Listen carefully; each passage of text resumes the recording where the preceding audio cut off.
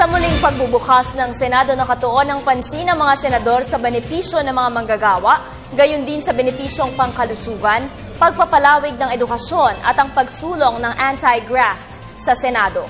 Para sa detalye, balitaan mo kami, Sam Ramirez.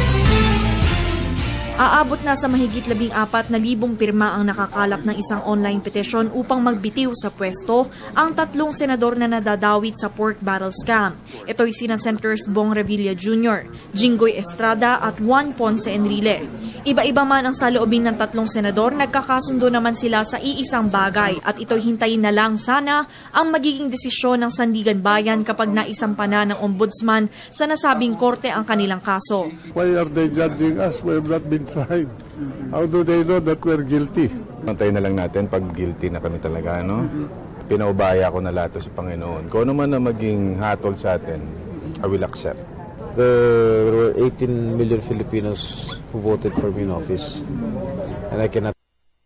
If the unfortunate event that they will file the information before the Sandigan Bayan, I will wait for the decision of the Sandigan Bayan. Kung si Senate Majority Floor Leader ang tatanungin, makakatulong ang pagre-resign ng 3 senador upang matanggal ang pagdududa ng taong bayan sa kredibilidad at integridad ng Senado. Dagdag pa niya, pinakamabilis at pinakapatas pa rin kung ang Sandigan Bayan ang maglalabas ng suspension order laban sa 3 kapag naiakyat na ang kaso ng ombudsman sa nasabing korte. Ngunit maaaring magkaroon ng Committee of the Whole kung sakaling walang ibang paraan upang masuspend ang 3 senador. Right now, I personally would like to see that process there. But how can you do it in the 6 weeks, di ba?